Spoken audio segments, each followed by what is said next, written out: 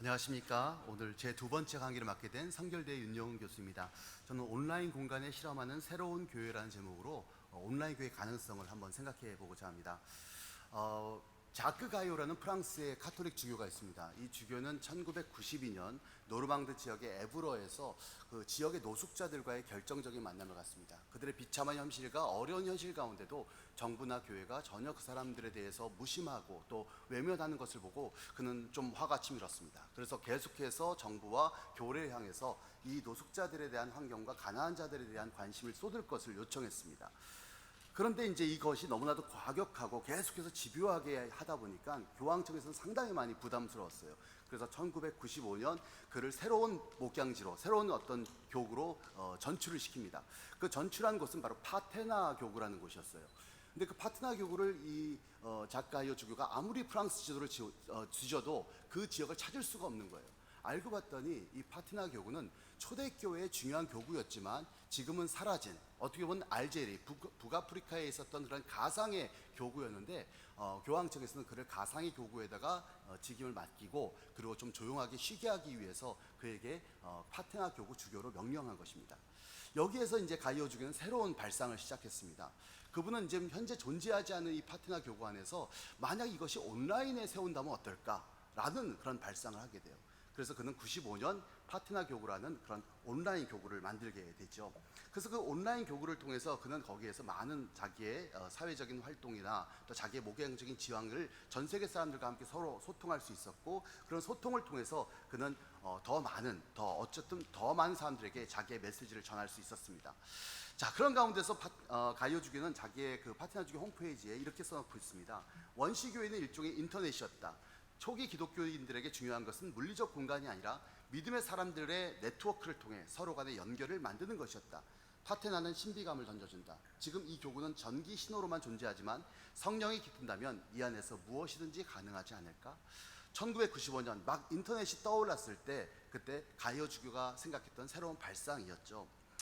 5월 10일은 마윈으로 알려져 있는 알리바바의 중국의 기업에 굉장히 큰 축제가 열립니다. 알리데이라고 알려져 있죠. 이것은 2003년 사스로 말미암아 그 기업에 큰 위기가 왔을 때 오히려 온라인 그런 구매를 훨씬 더 확장하고 그 기업이 성장하게 된 결정적 계기였다라는 것을 기념하기 위해서 매년 기념식을 열고 있습니다.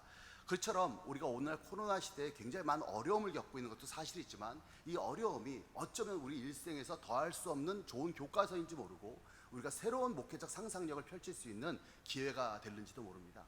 온라인이 중요하다는 것은 우리가 매번 들었고 또 그것에 대해서 강조해왔고 나도 생각하고 있었지만 막상 우리의 몸이 그것에 익숙하지 않기 때문에 설사 시도하지 못했던 것이었죠.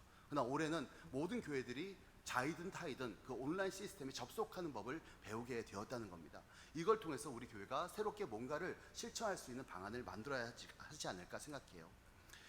여러분, 여기에 나와 있는 사람들은 아마 유명한 사람들인데 얼굴은 처음 보실지 모르겠습니다. 레리 페이지와 세르게이 브린은 바로 구글의 창립자이고요. 피에로 오미디아르는 이베이, 인터넷 장터였던 이베이의 창립자입니다. 숀 패닝은 음악 공유 사이트였던 그 넵스터의 창립자이고, 마크 저커버그는 페이스북의 창립자입니다.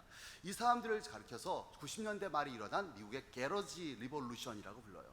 그러니까 이 사람들이 오늘날 미국을 대표하는 회사들이거든요. 구글이라든가 이베이라든가 페이스북. 그런데 이런 회사들이 1990년대 후반, 당시 20대 초반이었던 이 젊은 청년들이 인터넷을 기반으로 해서 자기의 차고에서 시작되거나 자기의 기숙사 돔에서 시작했던 것들이 오늘날 굉장히 큰 기업으로 성장할 수 있었다는 것이죠. 저는 오늘날 신학교에서 많은 그 예비 목회자들을 만납니다. 이분들의 고민은 앞으로 자기가 어떻게 목양지를 찾아야 할지, 어떻게 교회를 개척해야 될지, 여기에 대해서 큰 고민에 빠져 있는 것을 많이 보게 됩니다. 예전에 교구가 지역을 중심으로 했다면 사실 오늘날 이 교구는 여러 가지 담론이라든가 새로운 어떤 목회의 방향성을 찾아야 하는데, 어쩌면 온라인은 이들 젊은 목회자들에게 새로운 개척지고 새로운 선교지가 될 수 있다는 생각을 했습니다. 오히려 이 사람들은 우리보다 훨씬 더 온라인 생태계에 대해서 익숙하고 온라인의 언어에 익숙하고 온라인 사람들과 접촉이 쉽거든요. 그래서 이 사람들이 발상을 기존의 교회가 아니라 온라인을 통한 새로운 교회를 개척할 수 있는 가능성이 있지 않을까. 여기에 많은 기성 교회들도 여기에 대해서 후원하고 여기에 대해서 지원하고 여기에 대해서 새로운 교회 안에서 교구를 만들어보고 젊은 목회자들을 거기에 우리가 도와주는 것이 어떨까, 이렇게 제안해 보고 싶습니다. 그런 부분 가운데서 브렌다 브래셔라고 하는 미국의 종교사회학자는 Give Me That Online Religion이라는 책에서 이런 말을 했습니다. 오늘날 온라인 데이팅과 온라인 마케팅이 설정됐던 그 시기부터 인터넷상에는 상당히 온라인 종교에 대한 많은 관심이 있었다. 온라인 종교의 사이트들이 있고 온라인 종교의 앱들이 개발되고 있다. 근데 이분이 거기에 참여하고 있는 사람들 조사한 결과 온라인 종교 참여자의 상당수는 기존 교회에 가입하지 않고 있다는 것입니다.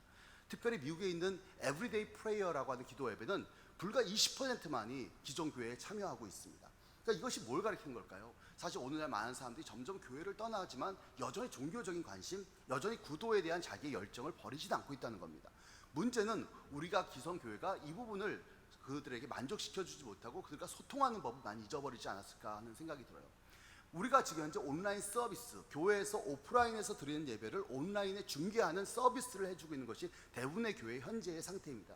하지만 앞으로는 이 발상을 온라인 처치라는, 온라인 교회라는 전문적인 어떤 사역으로 옮겨갈 필요가 있다고 생각해요. 그런 가운데서 주 타겟은 누가 될 것인가? 우리가 아까 김은혜 교수님도 말씀하셨던 가나안 성도라든가 또 그 외에 많은 어떤 사람들이 어쨌든 이 온라인 처치의 중요한 타겟이 될 거고 또 젊은 사람들도 그런 가능성을 가지게 될 것입니다. 존 웨슬리는 세계는 나의 교구다라는 말로 유명합니다. 이건 단순히 세계의 선교를 위한 슬로건이 아니라 이 말은 당시의 교구 목회자들과의 마찰에서 나온 말이에요. I look up in the whole world as my parish. 나는 왜 네가 남의 교회 와서 5개 설교를 통해서 이렇게 부흥 집회를 하느냐에 대해서 그분은 이렇게 말했습니다. 난 전 세계가 나의 교구라고 여긴다. 그때도 아까 공간에 대한 또 장소에 대한 그런 논쟁이 있었던 것이죠. 그 이후 존 웨슬리는 감리교 운동을 크게 펼쳐갈 수 있었습니다. 그렇다면 온라인 교회는 기존의 오프라인 교회가 차별화된 콘텐츠와 커뮤니티로 이루어져야 된다는 것이죠.